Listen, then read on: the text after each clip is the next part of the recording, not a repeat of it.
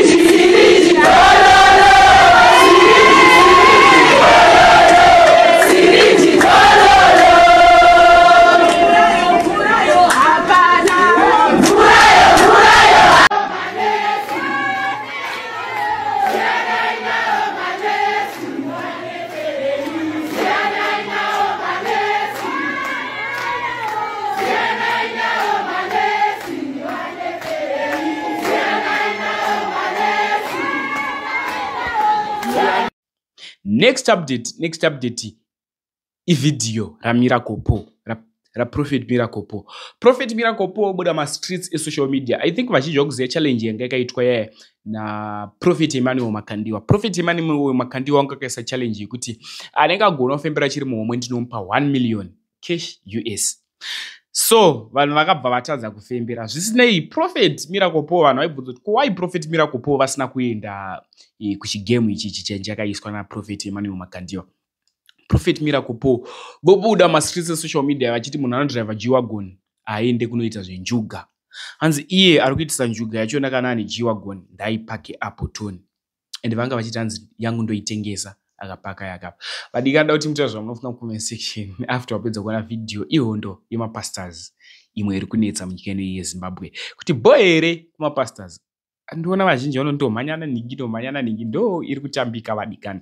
Ndoda kutaura zvinofika mu comment section. Prophet Miracle Po boy here yavari kuita, boy here yavakaita. Hanzi andite zvenjuga andina kuti Prophet Miracle Po vakaramba kunatsoenda kuna Emmanuel Makandiwa. No, havana kutaura zita but vati zvenjuga. Ende paipai pakaiswa chinhu chekufembera kuti anenge afembera chiri muhomwe ndiye anoenda necash. So da kuti mutaura zvamunofika ku comment section after wapedza kuona video ra Prophet Miracle Po. Ndatione this video. Mbona G-Wagon panotambwa njuga? Wakwabona G-Wagon. Ukaiona panotambwa njuga wewe ndotengesa yangu. Ungabona lapho. Kaiona panotambwa njuga. Kaiona ukudlala khona injuga. Unouya ndotengesa yangu. Uyabuya ngithengise yami. Ningaphinde zvishuwa inini mu G-Wagon. Kwenda kontamba njuga. Sivile ku G-Wagon ukuyadlala injuga. Bawuze Prophet. Ha? Ungenza khonokho. Ndo driver G-Wagon. Ni drive G-Wagon. Indiri munhu anga asingava notenga basikoro. Ndobva uya Jesu ndobva andipa nyasha dzekutenga G-Wagon. Jesu wanginika umuntu. Ndochi driver G-Wagon yandakapiwa na Jesu kunotamba njuga varume. Next update video andingati video. Alright. Update iri kuenderana naWickney Uchivhayo. Waenda tichitanga ndichiti Wickney Uchivhayo ndiye anozikanwa ine ndiye mukwasha wekumboku. Wickney Uchivhayo mazuva apfuura tikanzochinzi Wickney Uchivhayo ari kuroora, aroora mane mari yakawandisa zvikuru. Zvisinei mari yaakaroora nayo kumba kwana Lulu inosvika 75,000 yanga yasara kuti yanga iripo paground yarohwa nematsotsi yese yabiwa. Ende zvanzi pasvika varume 19 vanga vane pfuti. Yabirwa kupiko mari? Mari iyi yabirwa kunonzi kuAlpha Omega iri kumarondera farm rinonzi Alpha Omega ndokwabiwa mari. Zvisinei mari iyi yabiwa inosvika 75,000. Mapurisa ari kuzama nepanogona napo kuti atsvage mbavha dzaita izvi. Asi tiri pakutsvaga mbavha dzaita izvi, pane mujaya abuda achitaura mastreets esocial media zvaanga achitaura. Sezvamunoziva mhuri yeZimbabwe, handigoni kuwedzeredza kana kutapudza nyaya ndinouya nadzo sezvadzere. Asi mari yakaroorwa nayo kumba kwana Lulu iri kunzi yabiwa. Ngatione this video.